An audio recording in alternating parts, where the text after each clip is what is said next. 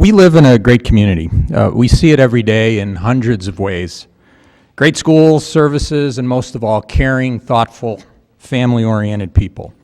We step up and help one another and would do anything for our kids. Tonight we're going to hear the results of the Illinois Youth Survey, and like all great communities, there are some things we can do better. Parents' acceptance, tolerance of drinking and drug use in our community has increased, and that's not good. Alcohol and drug use at any age is a risky behavior, and for a teenager, it's extremely risky behavior. This acceptance is probably common on the North Shore, but still not okay. Our kids look to us for direction. If we provide tacit approval of drinking or drug use, the odds increase that kids in our community will abuse alcohol and drugs at an older age. We're going to hear a lot more from John and Andy, and we have to do better. New topic, financial oversight. Financial oversight is an ongoing process that this board takes very seriously. We're blessed with a community that demands world-class schools, has outstanding educators, caring parents, and great kids, and a $3.1 billion real property tax base. Even with all that, administration and the board make resource and investment decisions. We don't have unlimited resources. World-class, innovative education is expensive, but worth it. We've made important investments, spending, and improving our instructional supports. That plus other costs now mean we're currently, in this current fiscal year, spending more than we take in. We're spending into our reserves, and that can't continue without making some thoughtful resource allocation decisions, trade-offs. We have an architecturally significant high school that's almost 85 years old, without enough 21st century learning space. Big school programs in a small school environment, choice and supports are important and expensive. The challenging and really interesting part is a lot of our investments and spending can't be plugged into a financial model to easily measure return on investment. We're investing in JD. We want to make sure we're making the right amount of investment, thoughtfully using our community's tax dollars. The money doesn't belong to the seven of us. So our kids have the chance to make a difference in their world. No app for that yet. So, Mike, take it away. Thank you, Mr. Markison. I'll hand off to Dr. Holland and JD. JD is going to start us off with the student report. So student councils finally had a little bit of time to breathe after homecoming. Overall, it was very successful. We had the car wash fundraiser to start it off, made a lot of money there.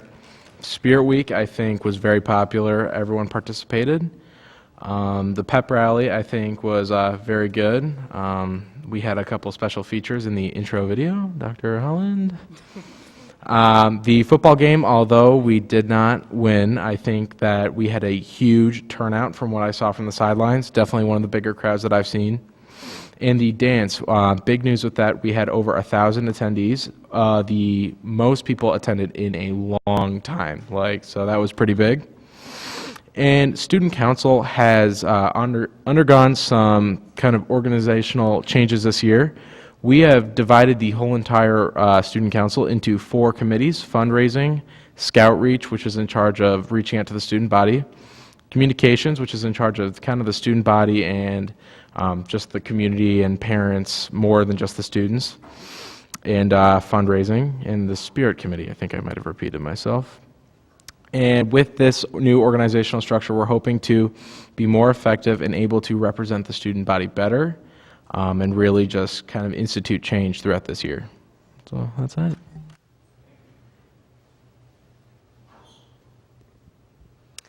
So we have parent-teacher conferences coming up on November 1st from 12 to 8 p.m. at the high school. This is a non-attendance day for students.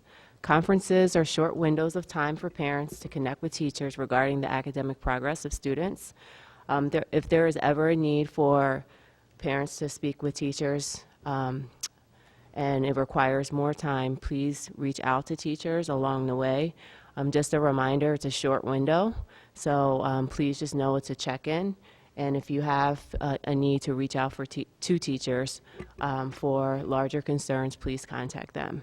I know that our parents have a lot more access to student information, PowerSchool, Schoology, and the like. And so please, along the way, during the year, monitor your students' academic progress. Our teachers are more than willing to have conversations and to partner. Conferences is just a short window. So just a reminder, but we're looking forward to seeing everyone who signed up. We have Open Doors. Our Open Doors program will take place on November 1st and November 2nd. The Career Advisory Committee, led by our Assistant Principal, Jim Sullivan, they've been very busy preparing for our Open Doors event. We have a record number of students signed up this year with amazing shadowing experiences. So I want to say thank you to all of the businesses who have volunteered to partner with us to provide such a valuable experience to our students. It's like the talk of the building right now, so we're really excited.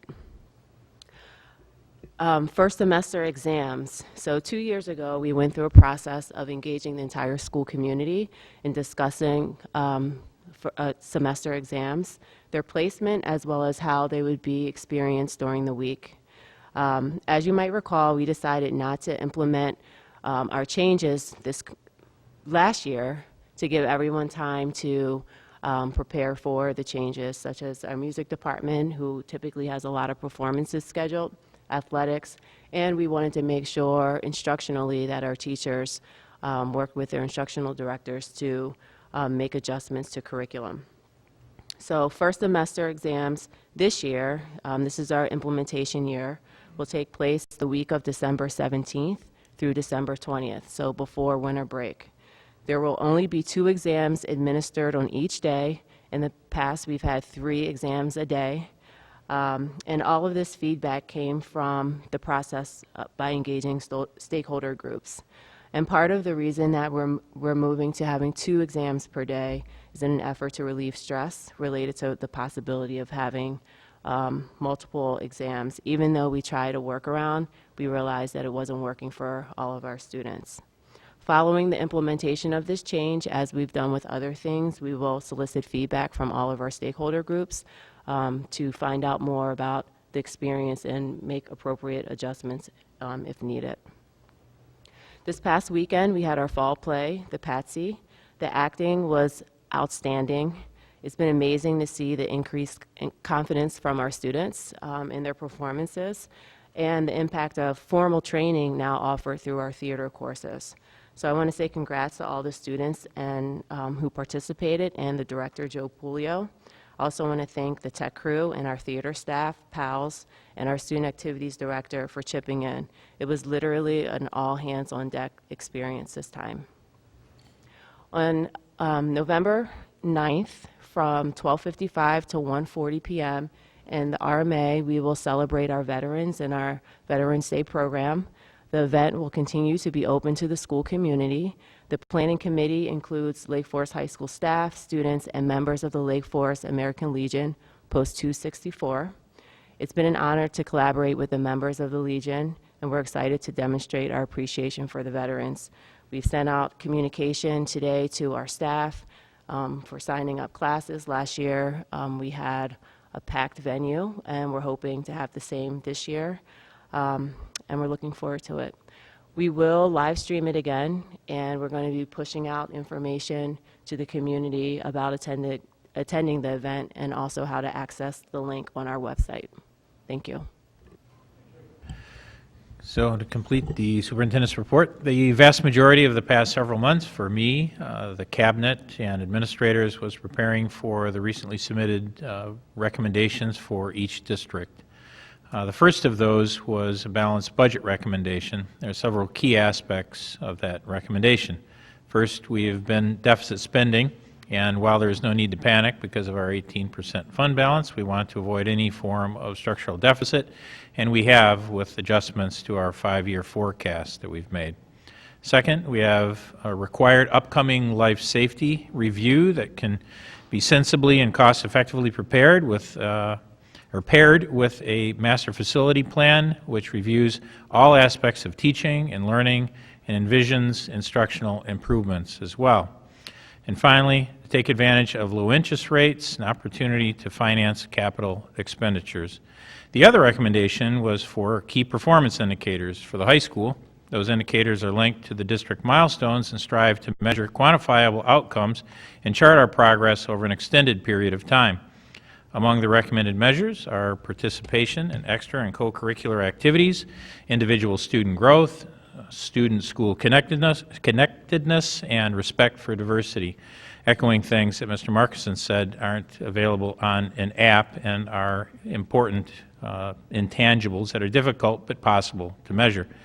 In the coming weeks and months, the board will have the opportunity to vet and process the recommendations and ultimately take appropriate action regarding them to move the district forward.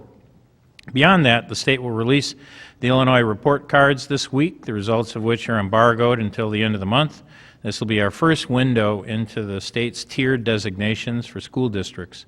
Illinois has chosen to grade and create tiers for school districts and its compliance with the Every Student Succeeds Act, which is the successor agreement to No Child Left Behind, and I'll be communicating with the board about those results as soon as we get them.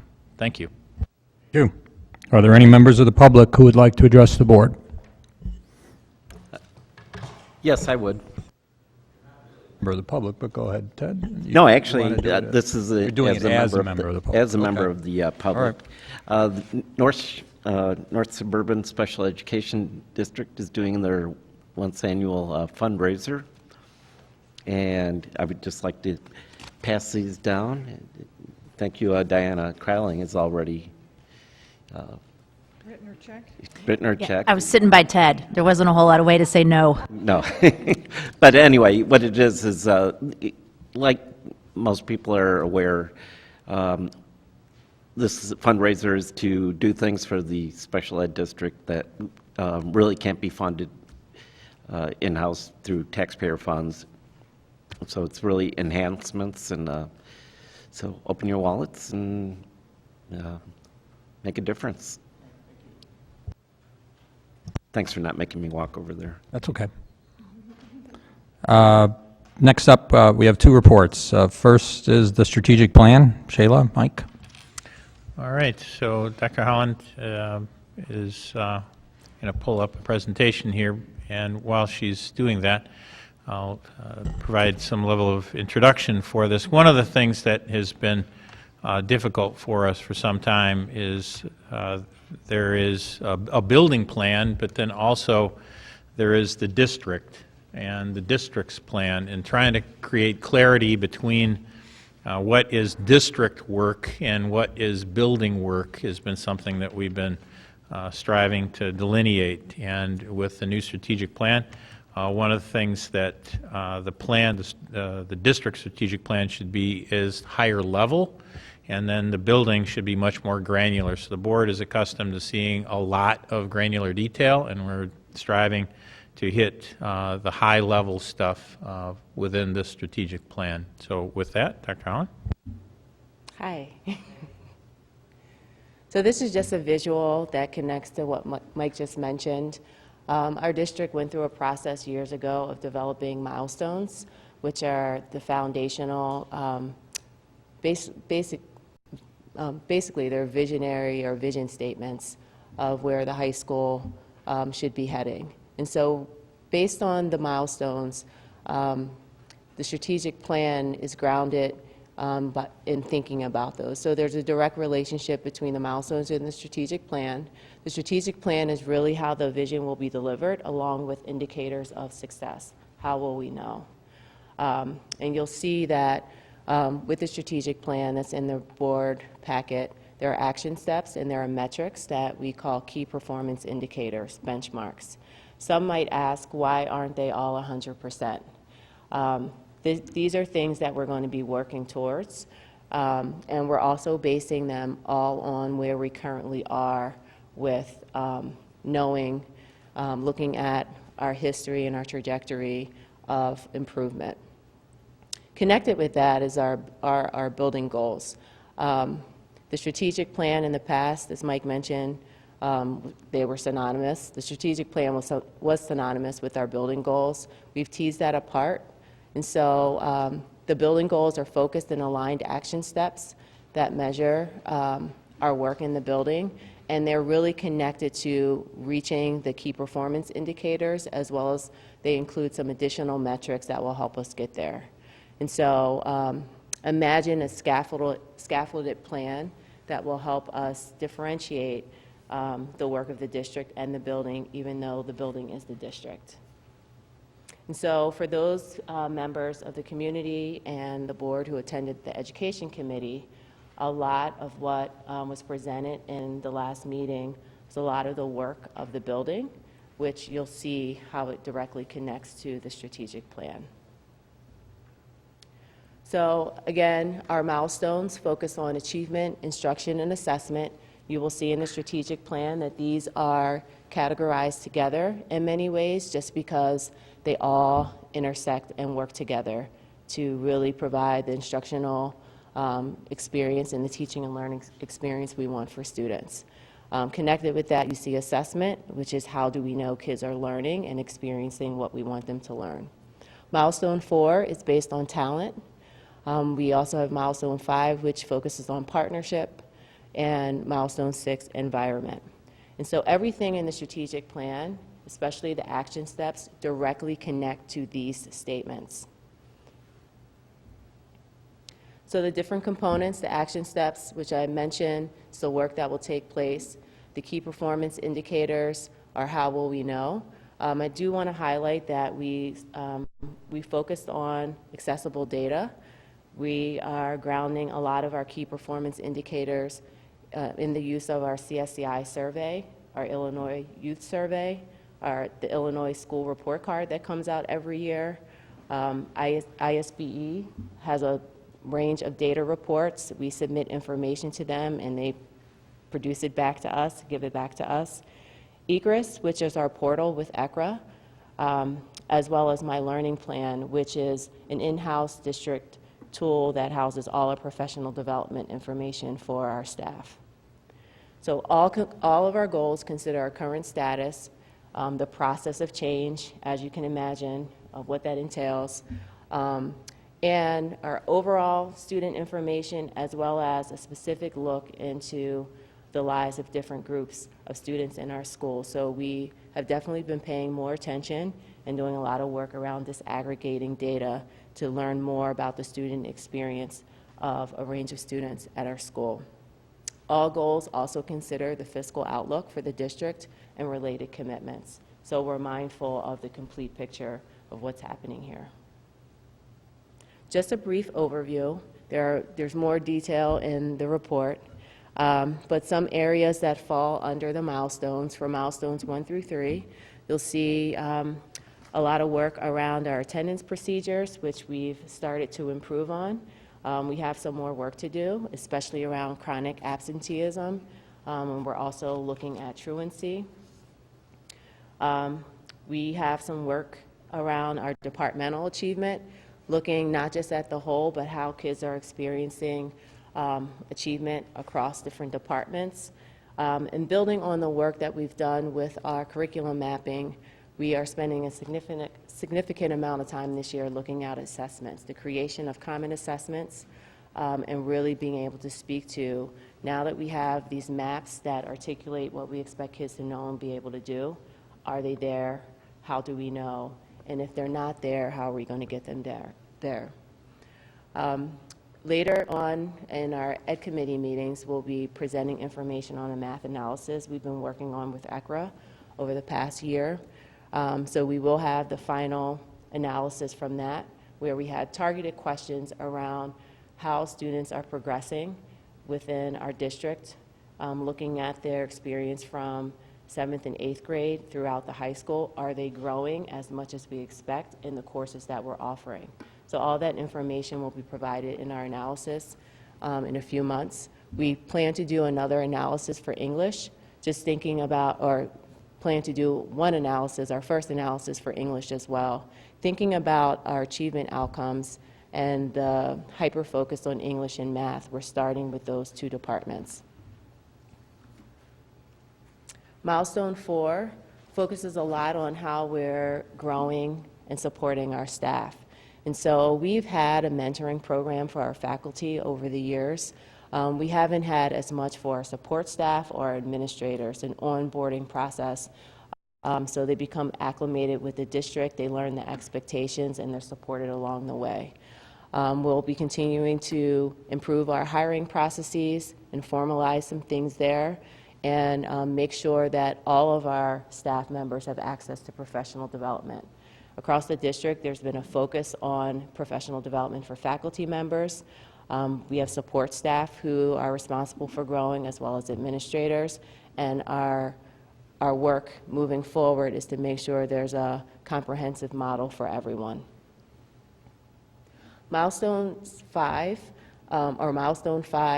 focuses on career connections. All of the work that I mentioned in terms of open doors, our shadowing, internship, and mentoring experiences, which have really taken off. We're going to be doing more to leverage our community partnerships. We have awesome organizations like LEAD in the community, and we access them, but not to our full capacity. And I do believe we haven't been supporting our students and families as much as we can, as well as our staff, in understanding some of the issues that exist, and bringing them along, and just providing wraparound services. But we have dynamic organizations in the community, and we really want to focus on making sure that they're ingrained in what we do and what we provide in the high school. We also want to expand our external outreach and communication. This connects to making sure that there are press releases, that the community has updated information on what's happening at the high school, and really finding out which avenues or the pathways that people are accessing information. Social media is out there, but we want to know and improve in some areas who's checking what, so we can make sure that we're communicating as much as possible to people about what's happening here. Milestone 6 really focuses on the environment. We're hoping to do a master facilities plan. We will continue to be looking at our student supports and how we're considering the overall learning environment as well as the support environment across the building. We have a lot of great supports in place. We have some structures moving forward to evaluate and review our supports to really know whether they're helping kids in the way they are intended to.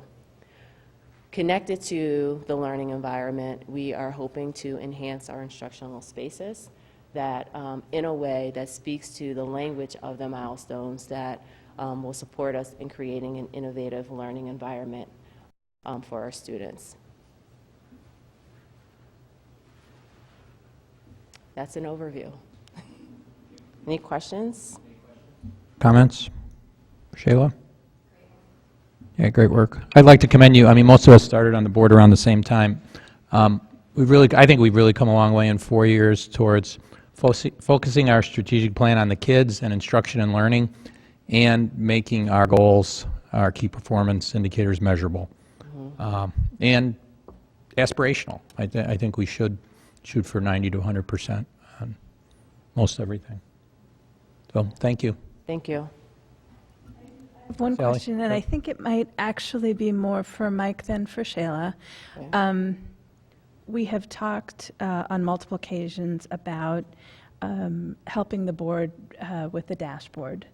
And there are sort of two pieces to it. One is the success against milestones or against the strategic plan, and the other is primarily financial. Is it fair to say that this piece that you're showing us is a good building block for what might be the first half of that dashboard that we've talked about? We've talked about it as a cabinet, and that's actually being built right now, and it connects to our key performance indicators. Yeah, so the beginning of the process was the recommendation. So the board charged the administration with, hey, come back to us with your best thinking, both financially and also in terms of the milestones on specific measures that we should be using to drive us forward, so that after the recommendation, we'll have an opportunity to process that with the board, for the board to reflect on those, to ask questions, why this, why not that, did you think about this, and narrow them also potentially How many do you want? You need a limited number. How about this one instead of that one? And then there'll be a decision made at that point, and then you begin to build the entire plan around. That begins to drive everything underneath it. So the one thing that's really great about the ACRIS portal is that we can, all of these documents that we've been creating in Google Docs and whatnot, actually they'll be able to be housed within that ACRIS portal and then feed up, sort of pyramid-like up to the KPIs or downward as you want to drill down more. So that's the process that we're going to go through in the coming months. This is a detailed question, Shayla. I know you're working on this because you mentioned it, and I've heard you talk in detail about it at the Ed Committee meetings, but we don't have a key performance indicator, at least I don't see one, specifically related to assessment, improving the assessment process, making them consistent. Or So, okay, so the strategic plan and the key performance indicators are the higher level district ones. At the building level, we have very specific metrics connected. As I mentioned, in thinking about the difference between how the district's going to be assessing some things, and it doesn't mean that, and how we're going to be looking at things as a building, there is a difference. And so I'll just read you, I'm glad I printed this off. All course-alike teams will engage and create a minimum of go through a minimum of 2 assessment cycles. That not only means that they have assessments created, but part of administering an assessment is going through and looking at all of the student results of the assessments, talking about the instruction that backed how kids did, looking at key areas for improvement, revising the assessment, and then implementing it again, gauging instruction in relationship to it. So there's a whole cycle. And for a team to go through that, first they have to have assessments created, and then we have to map out time for them to go through all of that. Assessments directly connect to teaching and learning, and so we're not just going to look at how students did without talking about the impact and the role that we played in that. And so at the building level, we have those goals built in, and they're specific to course-alike teams that we have laid out. Just to follow up on that, so how far along are you on that? Because I feel like we heard about that last year. I mean, is this now the second year that some of these assessments will be looked at and they've been tweaked based on last year's results? So we've been working on increasing capacity and understanding around the differences between formative and summative assessments with our faculty, and how to create them. Our instructional directors are engaged in formal professional development to lead that work at the course level right now. So our teachers have been creating assessments based on the learning targets. Those are all getting reviewed and revised as they're being implemented. And now it's bringing all of our faculty through a process of learning from the assessments that they created in order to revise and improve them. So I do want to say that the difference between, sorry to bore you, a formative and a summative assessment. Summative assessments are like semester exams, for example. A formative assessment can be anything from an exit ticket, asking kids a couple of questions before they leave class to understand whether they understood the lesson and what you might need to reteach. Or in some cases, formative assessments are seen as a quiz and occasionally a chapter test. We're clarifying for everyone. We've gone through a process of clarifying for everyone the differences between those two, but a lot of our focus right now has been on summative assessments, those larger assessments. So if we're all in biology, we should be taking a similar, if not the same, assessment that lets us know, that directly connects to our learning expectations and allows us to know whether we learned the material that was intended during the semester, just to show the difference between assessments. Thank you. Anything else? No. Thanks, Sheila. Thank you. Patrick, John?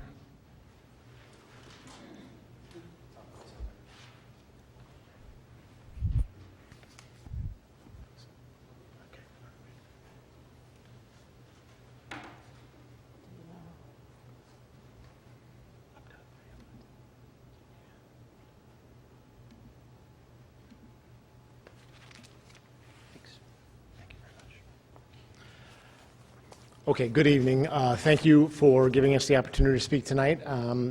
I will do introductions and then move it along here. We have a pretty brief presentation.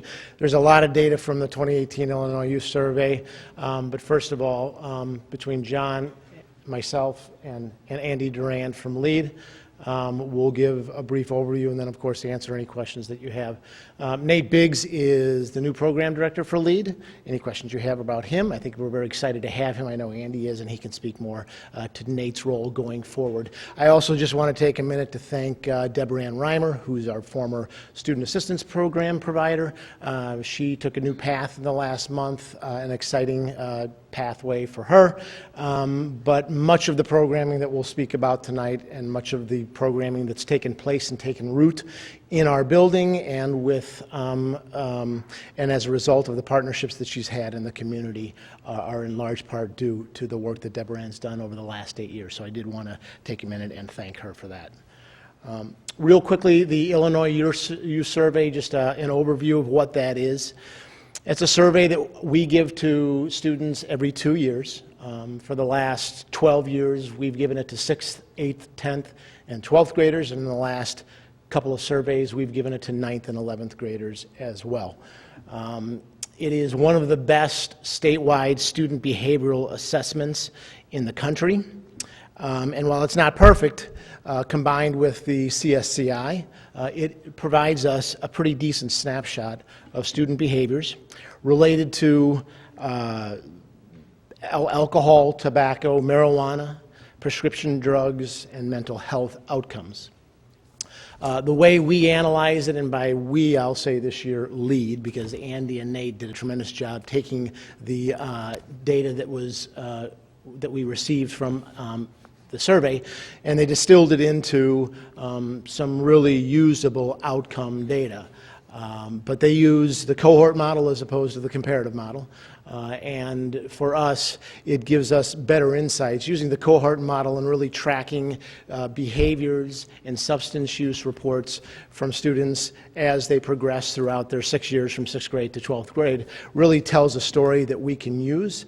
It tells a sobering story, if you will, in the trajectory that we see, the very common trajectory that we see as students go from 6th grade to 8th grade and usage and approval rates change to then 10th grade and 12th grade, and we see that trajectory, that upward trajectory really take off.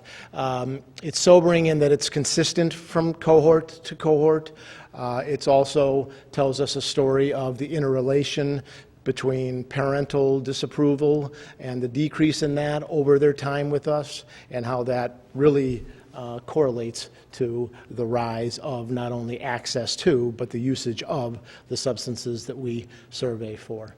The last thing I'd say is just in terms of the reliability and the validity of this test, we know that it is built in with indicator questions that are meant to check for validity. Questions are answered in multiple ways, and when there is not reliability of those answers, they are thrown out. So the data we get is really comprehensive of valid answers as measured by the survey. And then lastly, I'd say if students are lying, they've been lying very consistently over the last 12 years. We see a real consistent model of our community as represented by this survey. And I'll let John talk about some of the outcomes from this year's IYS. Hi. What I'm going to do is I'm going to just do some quick statements. In your packets were a lot of data and a lot of very specific numbers. So this is just kind of more of an overview. In the first section under overall, it's more social emotional types data that we got out of the survey. So what it tells us is that parents are the #1 source of support when our students are feeling sad, stressed, anxious, depressed about anything. Most teens in our community, particularly last year's 11th graders, felt stressed to a point that it interrupted what they were able to do and perform for an extended period of time.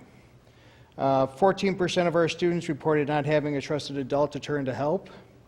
Legal consequences and physical dangers and parental consequences are the top 3. They're the strongest deterrents. for substance use. In the box under alcohol, drinking has come down across all grade levels except for our 2018 senior class. It actually went up. As parents' disapproval decreases, 30-day consumption and binge drinking go up.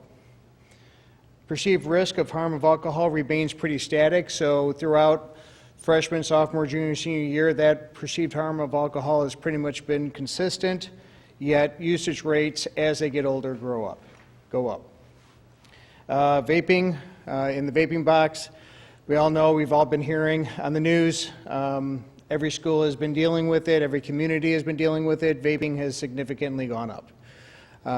The ease of access increases as students get older, yet also, and we've heard this in the news, they're aggressively selling to minors.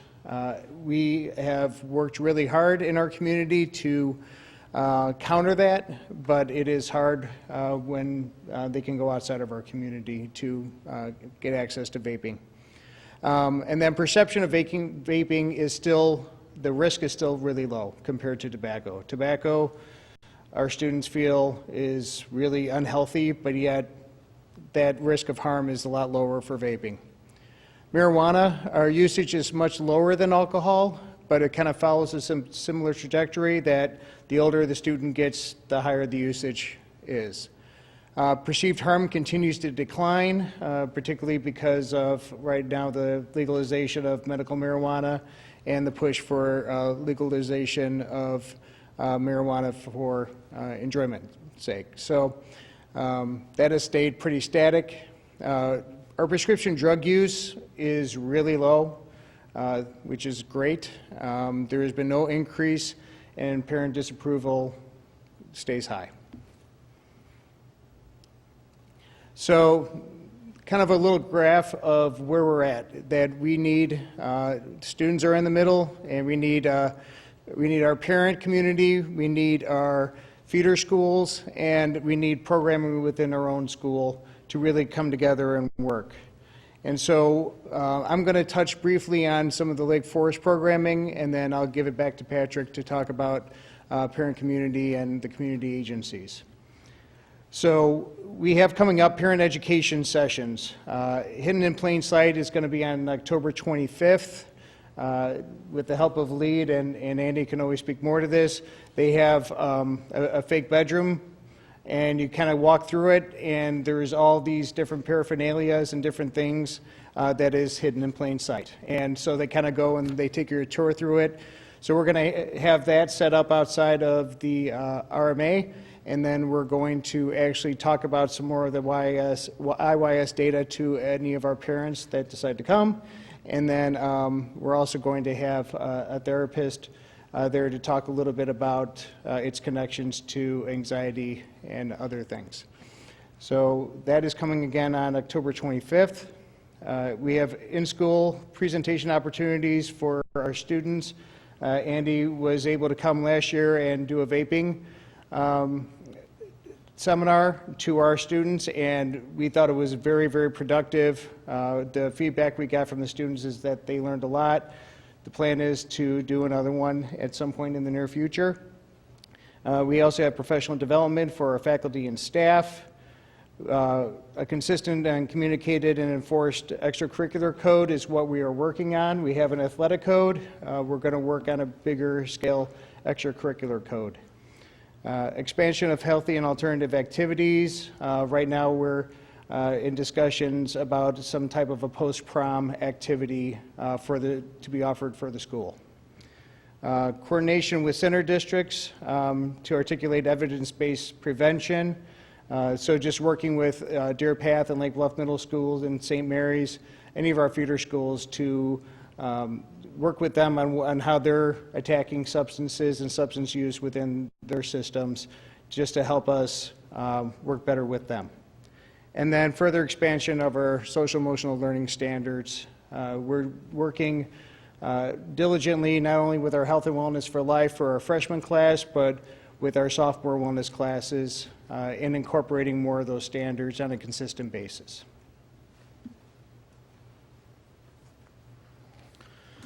So to touch on the parent and community agency work that we have to expand and grow, I'll say that the data showed that the number one influence on student behaviors was parental disapproval.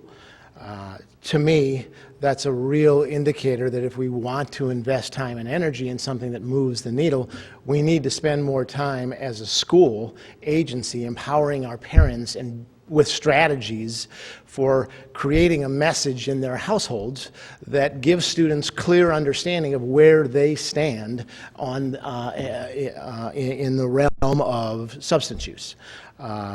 We also know that our students report on the IYS that perceived risk stays static throughout their 4 years at Lake Forest High School. That tells me we educate them pretty well on the dangers of substance use, and yet the trajectory still goes up as they stay with us. So it's not just programming within our building, it's relationships and the networks that we build in our community. As John mentioned, and Andy's proof sitting here tonight, we have some pretty robust programming and access to networks and resources in our community, and it's our goal to expand the depth of those relationships to provide our parent community as well as the community that our adolescents grow up in with prevention and wellness strategies that are based on evidence. So to touch on some of the parent resource or the strategies, like I alluded to, we want to provide parents with very clear strategies for enunciating to their students the importance of activities and athletics, the involvement of that, and how that is a deterrent, how that doesn't leave time for involvement in activities, substance use that deters their best work.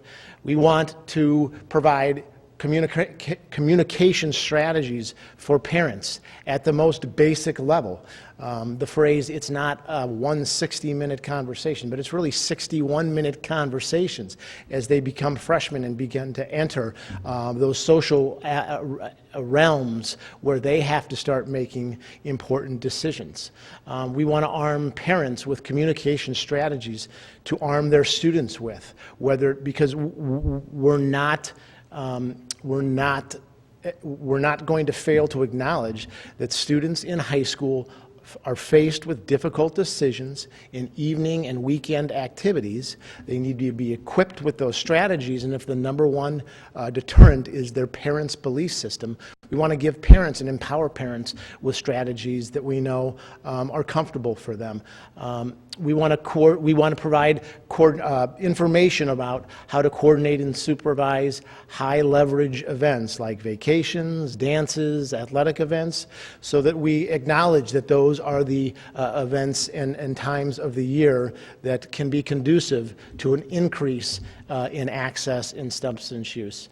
And then something we want to do is administer an annual survey to our parents. We want to get feedback from our parents on their we've heard student perceived disapproval from parents. We really want to get our finger on the pulse of our parent community. What are the influences that are driving their either approvals or disapprovals? And then expanding it beyond that, all of this work is done with our partnership with LEAD, CROIA, the Lake County Health Department. We want to continue to be a member at the table with the Speak Up Coalition. The November 1st Speak Up Coalition will do a deep dive on this IYS data, bringing community agencies to the table to share data about our students and say they're not just Lake Forest High School students, they're Lake Forest, Knollwood, and Lake Bluff students. They grow up in these communities, and everything from how alcohol is and vaping materials are portrayed and sold at Walgreens and gas stations and grocery stores to how the police are perceived as enforcing social hosting laws and enforcing compliance checks with our vendors that sell alcohol in our communities. And lastly, our faith community and the other community agencies continuing to bring them to the table to say we all have resources and assets to bring to the issue of prevention for the adolescents that we serve. So really and truly, it's building on not just the programming that we offer in the high school, but tapping into all the resources that we have and continuing to expand those relationships so that every turn our students are growing up in communities that support prevention. And I'll open that up to questions now, and Andy's available for questions as well. I have one question. Patrick, John, Andy, I'm not sure who it's really directed to. Were you able to compare our high school data to any of the other North Shore high schools or Woodlands, Lake Forest Academy? How do we compare?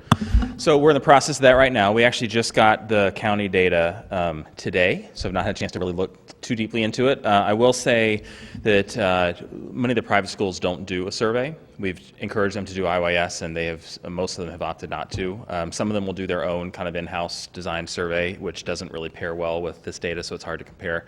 Another thing we do every year is we look at similar communities. So, Orange County, California, Boca Raton, Florida, Westchester County, New York. We look at similar communities with similar demographics, and we see how we're tracking. What I will say about what we're seeing uniquely to us this year is that we have less kids drinking than we did 2 years ago, which is great. We have a fewer percentage of kids drinking than we did 2 years ago, which is great. And we have reductions in every grade level from 8th to 12th, with the exception of 12th. So we know where the work needs to be focused, and a lot of communities around us haven't seen those reductions this year, especially communities directly to the south, Highland Park, Highwood, Deerfield, et cetera, saw significant increases. So we have a lot of work to do, certainly, but I think all of us were fairly encouraged by some of the things we saw in the data, and of course knew we have a lot of work to do in some areas as well. Thank you. Thanks for all your work. Sure. I had a question. I'm just curious which prescription drugs you query about. So the survey is really vague. The survey basically says, the past 30 days, have you taken a prescription drug not prescribed to you? That's the first question. The second question, similarly, is have you taken a prescription drug to get high? And back in 2012, I think, when I first started, we had pretty significant numbers in that regard. I mean, upwards of 15 to 20%, which was on par with the national average. It's come down so far that I don't want to say non-existent because one is too many. But when you compare where we are to the rest of Lake County, it's significant. The work we've done here through prescription drug disposal, through encouraging people to get into treatment, from the calls that we field, from the way the high school handles it. I mean, all those things that. So it's mostly measuring the painkiller. It was a painkiller question about taking a painkiller to get high, but the other one was just kind of broad. One not prescribed to you. I'm just wondering about stimulant abuse. Yeah, almost. We could pull that out. We haven't drilled down to that level yet. We haven't gotten the raw data from the state, so that a lot of this has been done. I mean, I know that's a huge thing in college, and I'm definitely. We have seen a hoping reduction. it doesn't start at this level. We've seen a reduction in that for sure. I mean, it was very, very small percentages. I think that was part of that high percentage years ago, and so we've done a lot of work on that, but it was a lot of stimulant abuse. A question that I've asked maybe all of you guys at one point in the past time or two, but what's the problem with binge drinking? Why is that a big deal?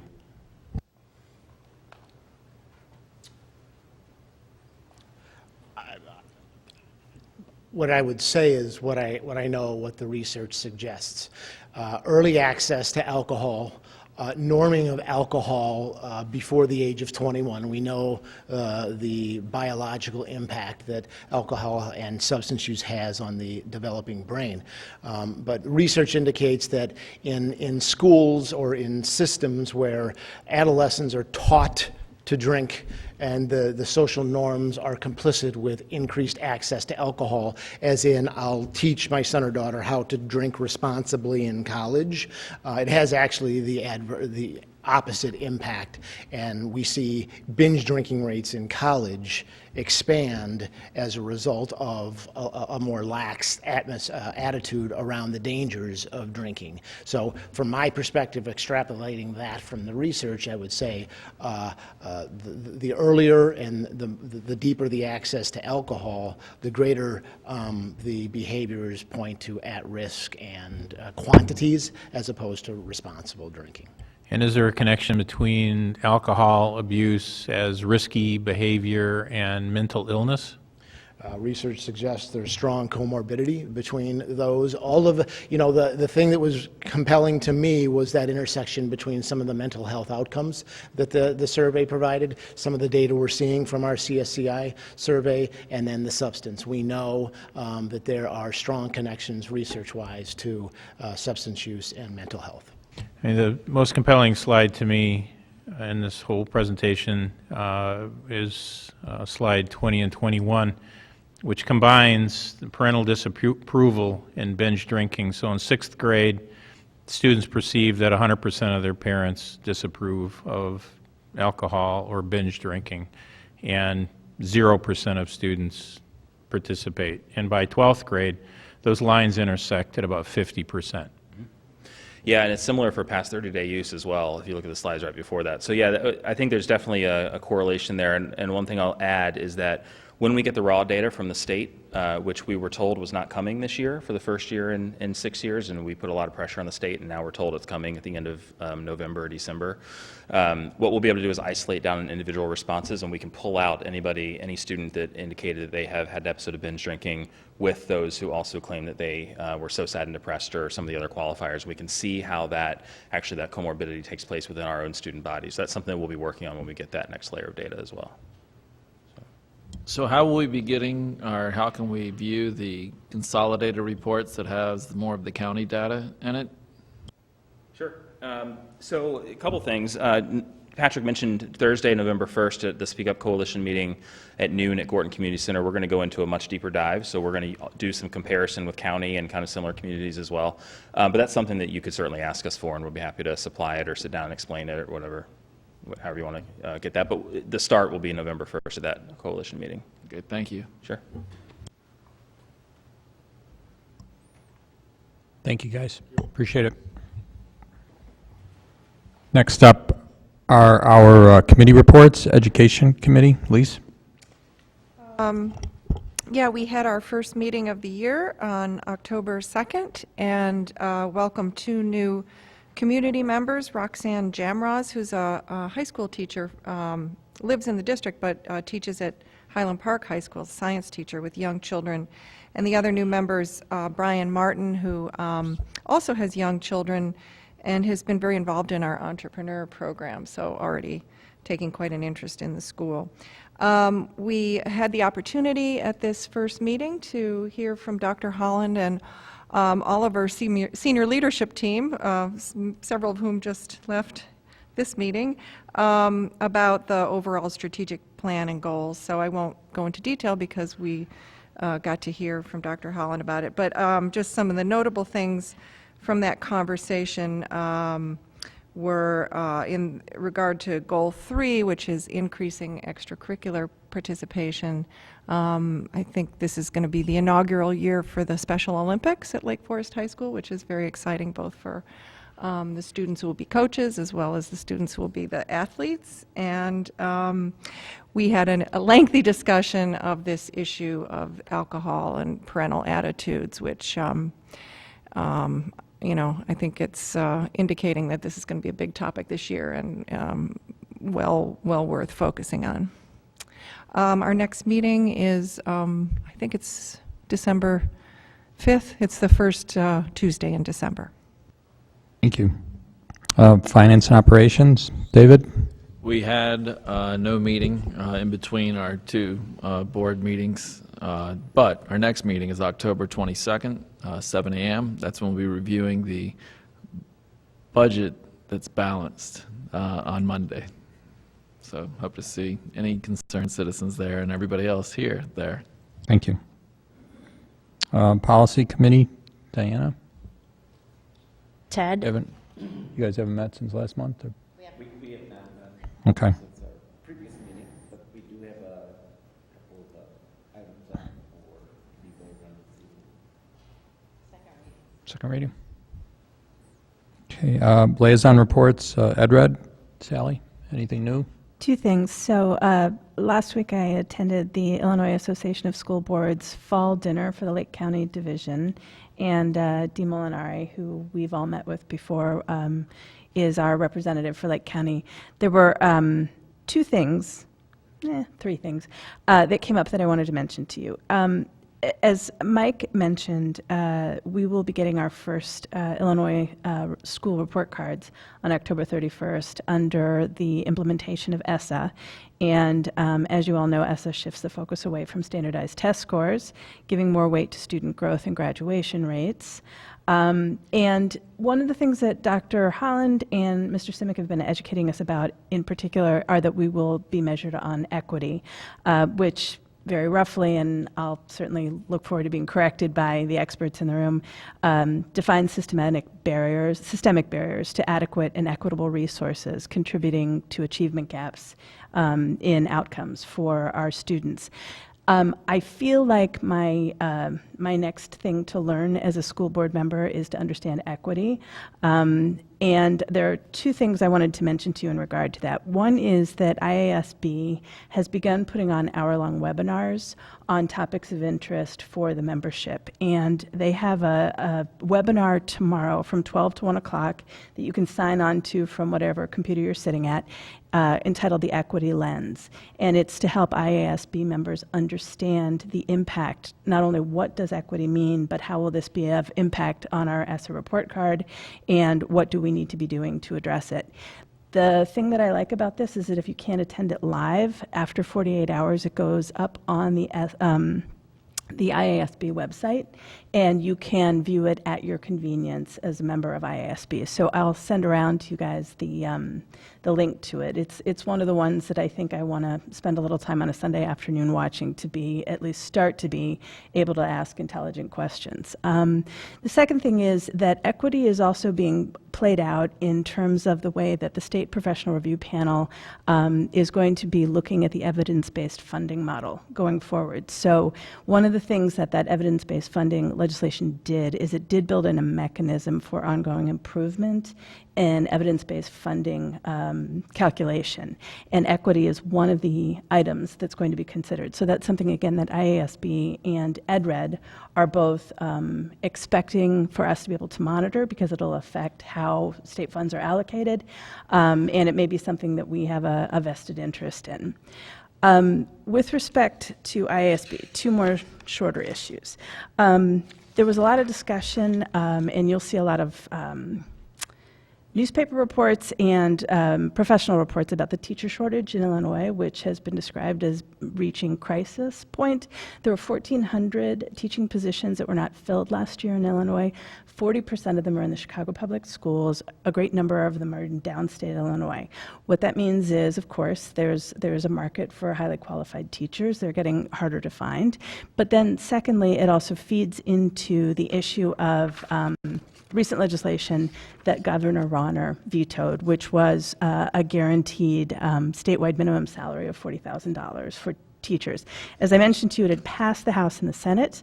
Governor Rauner had vetoed it, and according to IASB, they are expecting to see a strong push in the fall veto session to override the governor's veto.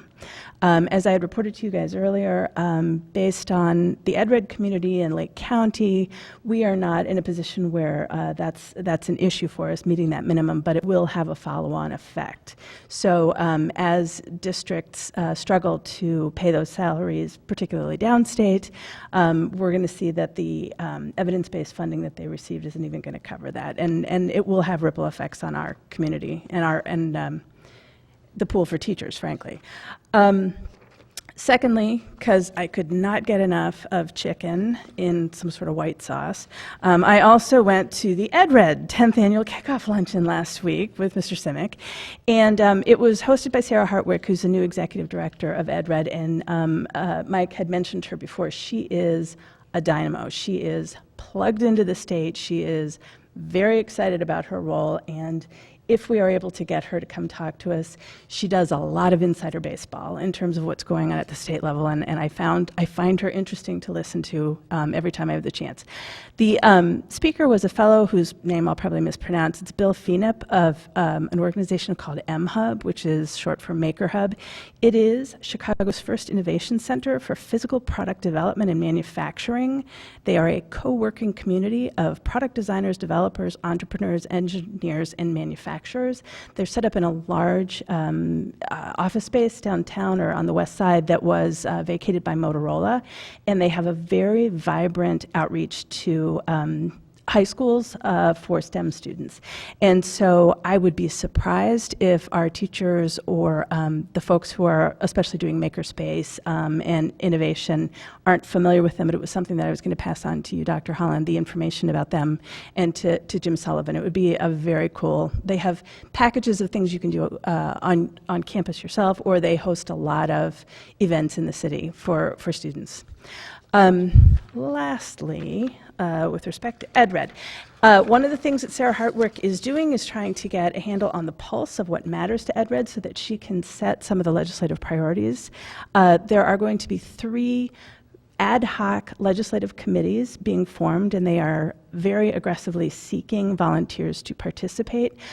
They're for short-term assignments. They'll be done by telephone.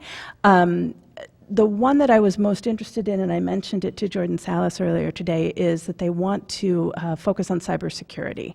And the specific question is, how are the EdRed district practices keeping student data private while using best platforms for student education, tracking, and improvement? The insight has been, of course, privacy is an issue that is all over the press every day. The complaint has been that every time there's been a legislative effort to control it, it has prevented our educators from being able to do meaningful tracking and improvement. So my question for Mr. Simic and Mr. Salas is it worth taking any of Jordan's valuable time to actually participate in that? Or is it just better to stay at least plugged in to the extent that we can make sure that we are engaging in best-in-class practices? The other 2 committees are around school discipline and professional review, and I didn't think that those were particularly places where the board might want to engage, but I'm open to hearing that I should rethink that. That's it. Oh, and I talked about the veto session. That's it. Thanks. Yes, NSSCD. Well, first off, tonight's chicken and unknown white sauce was pretty good. But Lake County Regional Office of Education, Health, and Life Safety's annual inspection was conducted September 14th. There were only 3 minor violations noticed or discrepancies, and they've all been corrected. Average enrollment for NSSCD for the current year started off, and it's, on day 30 was 365 students, below the 376 forecast, but the numbers generally tend to rise a little bit as the year progresses, so we expect to pretty much hit that number.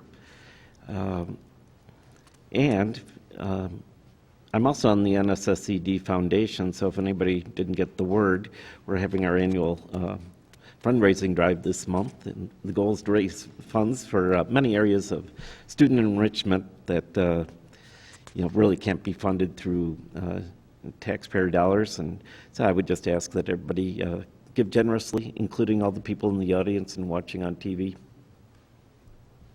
if there is anyone, and that's all I have.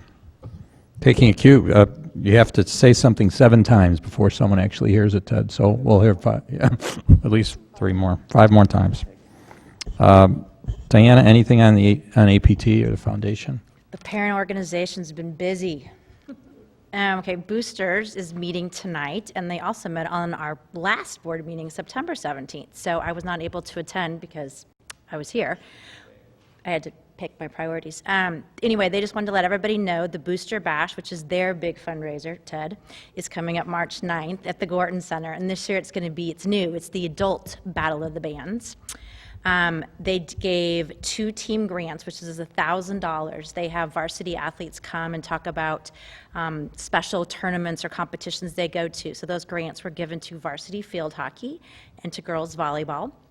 And apparently the Scout Nation end of the bleachers, I was hoping JD would still be here, with the band and the students together, is, according to the boosters, a great storm of energy. So apparently it's going really well, and Scout Nation is trying to build some structure to go there too. Anyway, stay tuned, I'm sure it'll be really exciting.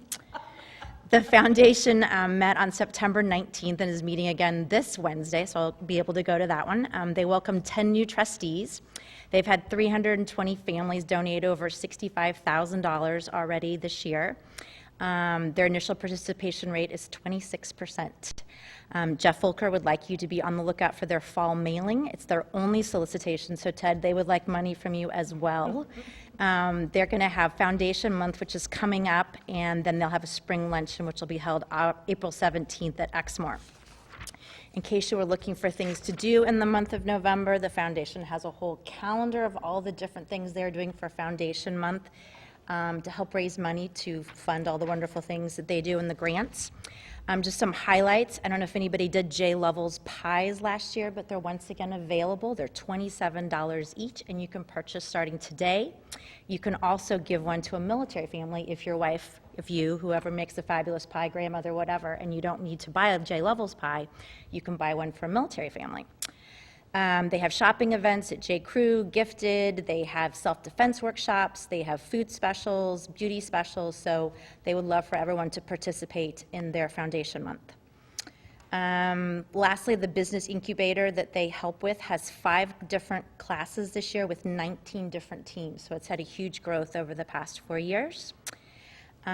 Moving on to the APT, they met on October 3rd, and they wanted to let everybody know that Open Doors is coming up, which I believe Dr. Holland referenced as well. According to the APT, they have secured 400 job shadowing spots, so it must be why the school is all abuzz. They have a lot of returning partners along with new opportunities, which I thought this was really cool. The Great Lakes Naval Station has 39 different opportunities for our students to come and shadow. Everything from engineering, construction, journalism, public affairs. They have a company that represents 1,200 athletes and a food competition company and an architecture company. So they're really, so hopefully something for everybody. Be True to Your School was their big fundraiser. Ted, I don't know if you missed that one or not, but sorry, I'm going to stop. I apologize. Anyway, they raised over $18,000 from the attendance and raffle items and everything, so they were pleased with that. The EKG testing took place in September. Unfortunately, the numbers were down. So they only had about 433 people, and they're trying to assess kind of what has changed because it is something you want to be tested on every 2 years. There was a fee, so they're trying to figure out what they can do to improve those numbers for the next 2 years. And lastly, the directory, which every parent loves so they can figure out how to reach people, has been sent to the printer. So the parent community is busy.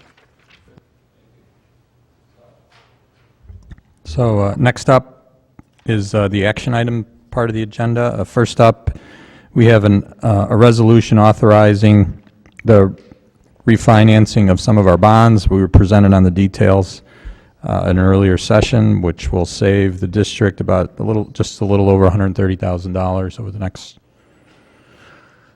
7 or 8 years, 9 years. Jen, anything else you want to say about this? The only thing that I would add, that just a reminder that this does not add to our actual debt calendar. This is not pushing the debt out further. It's actually just going to save on our interest rates.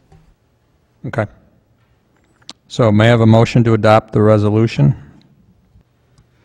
I move that the Lake Forest Community High School District 115 Board of Education adopt the resolution authorizing and providing for the issue of refunding debt certificates, Series 2018 of the district, for the purposes of refunding certain outstanding debt certificates of said school district and providing for the sale of said certificates to the purchaser thereof. My gosh, that was written by a lawyer, huh? Second? Second. Any discussion? Any other questions? We have a roll call vote, please. Mrs. Carling? Aye. Ms. Davis? Aye. Mr. Mormon? Aye. Mr. Markison? Aye. Mr. Lane? Aye. Dr. Elliott? Aye. Motion carries. Next up is approval of a bid for 2 transition vans in the amount of just under $50,000. Jen, do you want to speak to this? Sure, this is an open bid. This is actually adding to our transition and special ed fleet. We did buy 2 vans last year. Adding 2 this year will help us reduce our overall transportation costs as we're making those trips with our students into the community. So it's money saving. It was bid. May I have a motion to approve? I move that the Lake Forest Community High School District 115 Board of Education approve the bid for 2 transition vans in the amount of $49,894 each. Second. Second. Any comments, questions, discussion? May I have a roll call vote, please? Mr. Markison? Aye. Mr. Mormon? Aye. Mrs. Carling? Aye. Mr. Lane? Aye. Dr. Elliott? Aye. Ms. Davis? Aye. Motion carries. Next up is approval of our bank, Lake Forest Bank and Trust, to a multi-year contract. Anything you want to say about this, Jennifer? The only thing that I would add, and I know we've talked about this in finance and ops, that we really do receive exceptional service from Wintrust, which is the local Lake Forest bank and trust, and believe that the service that we received is not only with a smile, but also with some of the benefits that we were unable to get the last time we've gone out to market, such as some of the timelines and deadlines and the responsiveness. Great. Thank you. May I have a motion? I move that the Lake Forest Community High School District 115 Board of Education approve the Lake Forest Bank and Trust multi-year contract renewal. Second. Second. Any thoughts, questions, comments? None? May I have a roll call vote, please? Mrs. Carling? Aye. Mr. Lane? Aye. Ms. Davis? Aye. Mr. Mormon? Aye. Dr. Elliott? Aye. Mr. Markison? Aye. Motion carries. Next up is approval of Press Issue 98 and 5-year review. This is our second reading for some policies that were presented last month. May I have a motion to approve? I move that the Lake Forest Community High School District 115 Board of Education approve the second reading of Press Issue 98 and 5-year review as presented. Second. Second. Roll call vote. Ms. Davis? Aye. Mr. Lane? Aye. Dr. Elliott? Aye. Mrs. Carling? Aye. Mr. Markison? Aye. Mr. Mormon? Aye. Motion carries. Next up is approval of policy 3:50 regarding administrative personnel other than the superintendent. An update to that policy. This is also the second reading. May I have a motion to approve? I move that the Lake Forest Community High School District 115 Board of Education approve the second reading of Policy 3:50 Administrative Personnel other than the superintendent update. Second. Second? Roll call vote, or any comments, questions? None? Roll call vote, please. Dr. Elliott? Aye. Ms. Davis? Aye. Mrs. Carling? Aye. Mr. Markison? Aye. Mr. Lane? Aye. Mr. Mormon? Aye. Motion carries.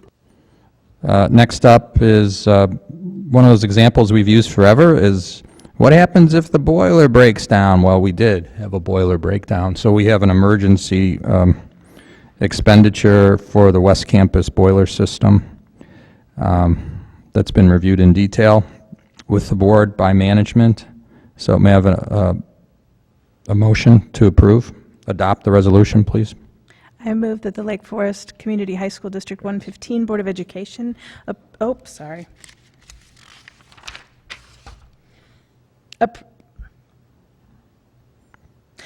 adopt the resolution approving emergency expenditure of funds for West Campus boiler system in an amount not to exceed $127,000. Thank you. May I have a second? Second.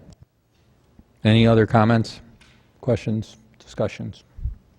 We have to keep our administrators warm. Warm, right? Warming isn't doing the job. Yeah. May I have a roll call vote, please? Mrs. Carling? Aye. Mr. Mormon? Aye. Ms. Davis? Aye. Mr. Markison? Aye. Dr. Elliott? Aye. Mr. Lane? Aye. Motion carries. Next, I went a little out of order. Approval of the Human Resources Report. May I have a motion to approve the Human Resources Report as presented? I move that the Lake Forest Community High School District 115 Board of Education approve the Human Resource Report as presented. Second. Second. Comments, questions? There was an item on here, I know it was asked pre-board meeting for ACT prep teachers.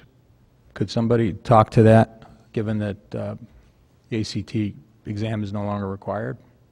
Yeah, I'll start it off, and then Dr. Collins can finish it up. So we continue to have demand for both ACT and SAT prep last year. We just got our ACT results. We had 370 students take the ACT last year. It's a really big number. Right. Yeah. So, Dr. Holland, anything, some commentary on that? When the state went to change the state assessment to the SAT, it did not change our regional landscape and the preference for students to continue to take the ACT. Even though our growth model is based on the SAT and the state requires the SAT for graduation, our school community prefers the ACT and they're getting used to the SAT. Some of this is just a culture change and will take some time. Additionally, colleges still will accept either one. And so a lot of our support, we started with an ACT test prep. We shifted to SAT because it supports more of what the district does. We continue to have a high demand for ACT. And so we allow families to choose how they're going to engage based on what they believe is best for their family and their pathway to college. Could you just update us a little bit on, if off the top of your head, the numbers of students that are participating in those courses? I will have to get you that information. We just had them start. On this subject, I know that my children who are on the cross-country team would like to be able to engage in some of the ACT or SAT prep, and I don't know if you have an easy answer on this. And I did talk to Mr. Sullivan, but the prep classes that occur after school conflict with their practice, and the prep classes that occur on Saturday morning conflict with their meets. So I know that we love having highly engaged extracurricular kids, but we also want to make sure those kids get some prep for the ACT or the SAT too. So I don't know if there's an easy option. I'm sure there is not one, but if we could find something that would allow the kids who are doing sports to be able to take that, that'd be good. So we offer them in cycles, and this came up when we first rolled it out. I can touch base with Mr. Sullivan. We did have some families who just identified the sessions they were able to come to and which ones they weren't. Everyone gets the book. We also had an online platform that allows students to follow along even though they're not going to be in front of a direct instructor. At least they still had access to the materials. So we did offer that in the past. I can touch base with him regarding if anything shifted, but I remember specifically I was working with families of students who took cross-country or participated in cross-country regarding that need. So we can definitely revisit that. That'd be great. Thanks. And just one other question related to ACT and SAT. Is there, student-centric wise, are they really significantly different such that a student could be better or more comfortable taking one versus the other? I can jump in there on that one. The tests are quite a bit different. The ACT places a huge premium on reading speed. So the reading sections are really hard for a lot of kids to get through. Also, the science section is only 35 minutes long, and so many students have a hard time getting through that. It's a lot of reading of graphs and so on. The math that the ACT does is goes up basically to trigonometry, and so it's a lot of very complex advanced algebra and doesn't go as far into the math sequence. SAT places less of a premium on speed, but the reading sections are very, very complex reading sections compared to some of those in the ACT. A lot less premium on the rate at which you can read in order to be successful. Also, it tests more math than the ACT does. So there are pros and cons to either of them. Our families tend to still be skewed at this time towards the ACT. I was very surprised at the high number of our students that took the ACT last year, given the fact that it wasn't a state-required test any longer. So really a big number. So I think that'll probably persist in this region for a period of time, probably another 4 or 5 years, and then it'll cycle out, and we'll see almost everybody taking the SAT would be my guess.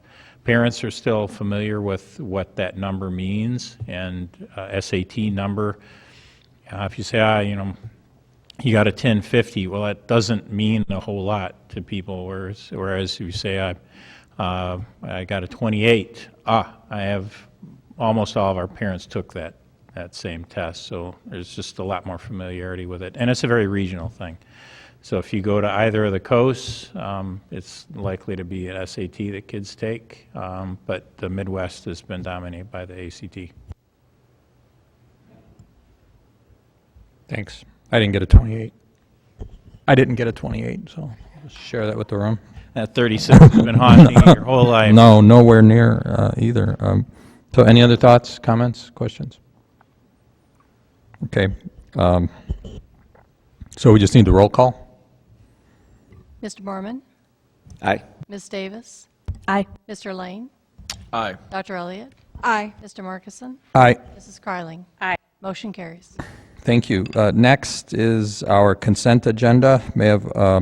I'll remind everybody that any item can be removed at the request of a board member. May I have a motion to approve the consent agenda items, including approval of disbursements, payrolls, and financial statements for July and August 2018, approval of release of executive session minutes from March 6, 2018 to July 9th, 2018, minutes of a regular meeting and workshop from last month, September 17th, 2018, minutes of an executive session from September 17th, minutes of a budget hearing from September 17th, and disposal of audio recordings from October 24th, 2016.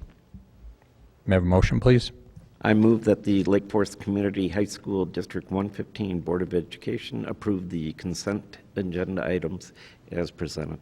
Thank you. Second? Second. Any comments, questions, discussions? None? May I have a roll call vote, please? Mr. Lane? Aye. Dr. Nemekis? I'm sorry, he's not here. Mr. Markison? Aye. Mrs. Carling? Aye. Mr. Mormon? Aye. Ms. Davis? Aye. Dr. Elliott? Aye. Motion carries.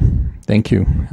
We had a bunch of FOIA requests, 2 from HBO Real Sports, commercial FOIA requests, those are complete. 1 from John Q., a resident, another one from John Q., a resident, both of those are complete.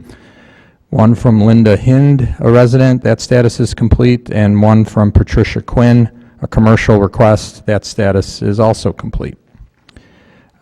Just a few announcements. Thursday, November 1st, there are conferences, as Dr. Holland mentioned, no school for students. Friday, November 2nd, no school for staff and students. And then Monday, November 5th, day before Election Day, is our next Board of Education meeting right here in the same room at 7 p.m.